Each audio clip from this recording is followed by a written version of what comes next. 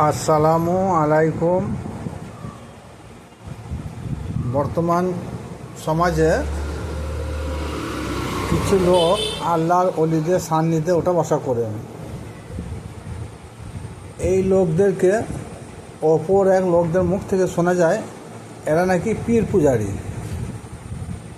কারণ এদেরকে পীর পূজারী বলার কারণ, পীর শব্দটা কী? পীর শব্দটা ফার্সি শব্দ। পীর কথাটা সমগ্র কোরআন শরীফে কোনো জায়গায় নেই, কিন্তু নামাজও তো কোরআন শরীফে নেই, রোজাও তো কোরআন শরীফে নেই, খুদাও কথাটা তো কোরআন শরীফে নেই। এরকম অনেক কথা আছে যেগুলো কোরআন শরীফে নাই, কিন্তু আমরা সেগুলো মানব না? অবশ্যই মানব, না মানলে চলবে না। তাহলে কোরআনে পীর কথাটা নাই, কিন্তু কোরআনে কী আছে? মুর্শিদ। কোরআনে নামাজ কথাটা নাই, কোরআনে কী আছে? সালাত। কোরআনে রোজা কথাটা নাই, কোরআনে কী আছে? সিয়াম। তাহলে এরকম অধিকাংশই কথা আছে যেগুলো কোরআন শরীফে নাই, আমাদেরকে মানতে হয়। তেমনি পীর কথাটা ফার্সি শব্দ। পীরের মাজারে যারা শ্রদ্ধা ভক্তি দেয় তাদেরকে শুনতে হয় যারা নাকি পীর পূজারী। পীরের কদম বুসি যারা করেন তাদেরকে শুনতে হয় এরা নাকি পীর পূজারী। পীরের প্রতি যারা মহব্বত ভক্তি সম্মান দেখায় তাদেরকে শুনতে হয় এরা নাকি পীর পূজারী।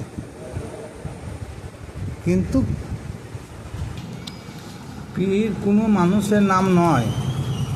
পীর একটা পদ, যেমন প্রধান একটা পদ, বিডিও একটা পদ, ওসি একটা পদ,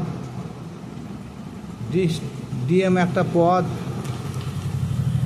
মাস্টার একটা পদ, কিন্তু এগুলো তাদের নাম নয়, এগুলো পদবী। তাহলে পীরের আর এক পদবী মুর্শিদ, এটা হচ্ছে অ্যারাবিক ভাষা। আর যারা পীর পূজা করে তারা কিন্তু পীর বলে পূজা করে না। কারণ পীরের আরেক নাম হচ্ছে রসুল। শুনে অনেকে হয়তো আশ্চর্য হবেন, চমকে উঠবেন। রসুল বলতে গেলে সেই নবী মোহাম্মদ মুস্তাফা সাল্লাল্লাহু তাআলা আলাইহি সাল্লাম তিনি নন। এটা আমাদের বোঝার ভুল। অধিকাংশ লোক রসুল বলতে গেলে সেই নবী মোহাম্মদ মুস্তাফা সাল্লাল্লাহু তাআলা আলাইহি সাল্লামকে বুঝেন, কিন্তু কোরআন তা বোঝায় নাই, আল্লাহ তাহা বলে নাই। আল্লাহ সূরা মায়েদায় 19 নম্বর আয়াতে আল্লাহ বলছে যে রসুল তোমাদেরকে পবিত্র করবে, রসুল তোমাদের হিকমত শিক্ষা দিবে, রসুল তোমার কোরআনে আয়াত শিক্ষা দিবে, রসুল অজানাকে জানিয়ে দিবে, রসুল তাগুত পূজা করতে নিষেধ করবে। আর যে রসুল, যারা রসুলের কাছে যারা আত্মসমর্পণ করবে তারা পাপ করবে, অন্যায় করবে, ছুটি রসুলের কাছে আসবে। রসুল তাদের জন্য আল্লাহর কাছে দোয়া চাবে, আল্লাহ রসুলের সম্মানের স্বার্থে তাদের গুনাহ ক্ষমা করে দেবেন। সূরা মায়েদা 19 নম্বর আয়াত। তাহলে যদি বলেন সেই নবী মোহাম্মদ মুস্তাফা সাল্লাল্লাহু তাআলা আলাইহি সাল্লাম সেই রসুল, তাহলে এই আয়াতটা মানেটা কী হবে আপনারা বুঝিয়ে বলবেন কমেন্টের মাধ্যমে। এরপরে সূরা নাহলের বলেছে 46 নম্বর আয়াত সম্ভবত। তা এই সূরা নাহলে আল্লাহ বলছে প্রত্যেকটা উম্মতের মধ্যে আমি তাদের মধ্যে থেকে একটা করে রসুল প্রেরণ করে থাকি। সেই রসুল তোমাকে পবিত্র করবে, হিকমত শিক্ষা দিবে, অজানাকে জানিয়ে দিবে, কোরআন তেলাওয়াত শেখাবে। তাহলে এত কিছু আয়াত থাকার পরও মানুষ রসুল সম্বন্ধে কোনো কোন চিন্তা ভাবনা করলো না। সূরা ইব্রাহিমে আল্লাহ বলেন প্রত্যেক জাতির মধ্যে, সেই জাতির মধ্যে থেকে আমি একজন করে রসুল প্রেরণ করে থাকি। আবার কোরআনে বলেছে আমি প্রত্যেকটা উম্মতের মধ্যে একজন করে রসুল নির্মাণ করি। আবার কোরআনে বলেছে মুমিনদের মধ্যে হতে আমি একজন করে রসুল নির্বাচন করে থাকি, তারা তোমাদের হেদায়েত দিবে, তারা সৎ কাজে আদেশ দিবে, অসৎ পথে নিষেধ করবে, কোরআন তালাত শিক্ষা দিবে, কিতাব শিক্ষা দিবে, হিকমত শিক্ষা দিবে, অজানাকে জানিয়ে দিবে, ইত্যাদি ইত্যাদি কর্ম রসুলের। রসুলের বাংলা অর্থ হচ্ছে, রসুল কোনো ব্যক্তির নাম নয়, রসুলের বাংলা অর্থ হচ্ছে সংবাদ বাহক। তাহলে এখানে কিসের সংবাদ?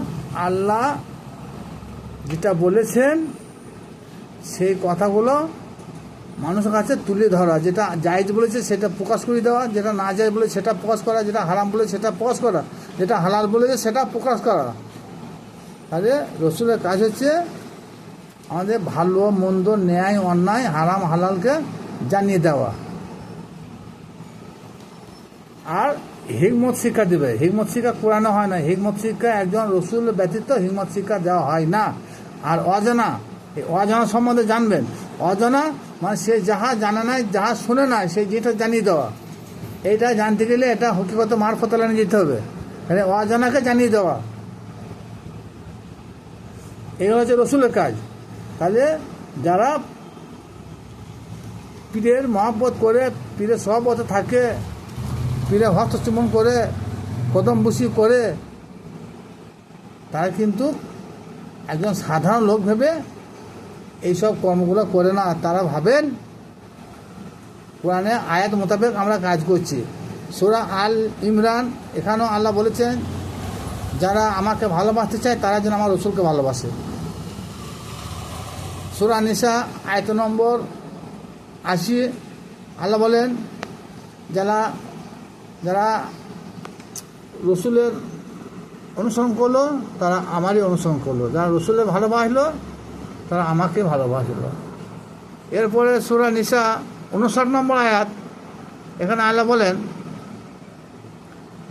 ইয়া আইয়ুহাল্লাযীনা আমানু আতিউল্লাহ আতিউ রাসূলা উলিল আমরি মিনকুম, তোমরা আল্লাহর অনুগত স্বীকার করো, রসুলের অনুগত স্বীকার করো এবং তোমাদের দলনেতা যিনি আমির আছেন তার অনুগত স্বীকার করো। তা সে আমিরটাকে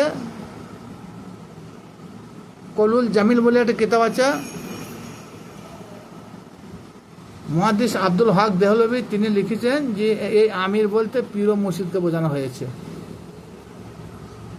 তাহলে যিনারা পীরের মহব্বত করেন, পীরের মাজারে সিজদা করেন, তিনাদেরকে পীর পূজারি শুনতে হয়। তো পীর পূজারি যদি আল্লাহ পাক রব্বুল আলামিন স্বয়ং যদি এটা কবুল করিলেন তিনাদের কথা, তা মনে হয় যারা পীর পূজারি যেদিন শুনতে হয়, যারা পীরের বায়েত, তারা পরকালে তারা অবশ্যই তারা মুক্তি পাবেন। কারণ আমার কথা নয়, এটা আল্লাহরই কথা। যিনি রসুলের ইত্তেবা করলো, রসুলের ভালোবাসলো, রসুলের পায়রাবি করলো, রসুলের অনুগত স্বীকার করলো, তারা আল্লাহরই অনুগত স্বীকার করলো, এটা আল্লাহরই কথা। আর যিনি মুর্শিদ তিনি রসুল, এহাতে নাই কোনো ভুল, আল্লাহর কোরআনে কয়। কারণ সূরা আল ফাতিহা আয়াত নম্বর 10 এখানে আল্লাহ কি বললেন, হে রাসূল তোমার হাতে যারা বায়াত গ্রহণ করে তারা আল্লাহর হাতে বায়াত গ্রহণ করে। তাই রসুলের হাতে হাত দিয়ে বায়াত গ্রহণ করা মানে আল্লাহর হাতে হাত দিয়ে বায়াত গ্রহণ করা। সুতরাং যারা বায়াত গ্রহণ করে তারা সেই আল্লাহর হাতে হাত দিয়ে শপথ বাক্য পাঠ করেন। আর এই জন্যে এই সূরা আল ফাতিহার 10 নম্বর আয়াতটার ব্যাখ্যা অনুসারে, তাফসীর অনুযায়ী, এই তাফসীর অনুযায়ী তারা পীরের কদম বুসি করেন, পীরের প্রতি শপথে থাকেন, আল্লাহ ওলিদের মাজার দর্শন করেন, সেখানে হয়তো অনেকে সিজদা করেও থাকেন। এখানে শিরক বেদাতের কোনো ব্যাপার নয়। কারণ অনেকেই শিরক বেদাত বলে থাকেন, আর সব থেকে বেশি সমাজে রেওয়াজ এরা নাকি পীর তরিকার লোকরা নাকি কবর পূজারী। কবর পূজারী কথাটা তেনাদের কথাটা আল্লাহ পাক রব্বুল আলামিন যেন কবুল করে নেন। হ্যাঁ, আর ওই কবর পূজারী, হ্যাঁ, পীর পূজারী যেন আল্লাহ পাক রব্বুল আলামিন যিনি কবুল করিলেন ইনশাআল্লাহ। পরবর্তীকালে তারা কোন জায়গায় থাকবে আর এই পীর পূজারী লোকরা কোথায় থাকবে তখন দেখা যাবে। খোদা হাফিজ।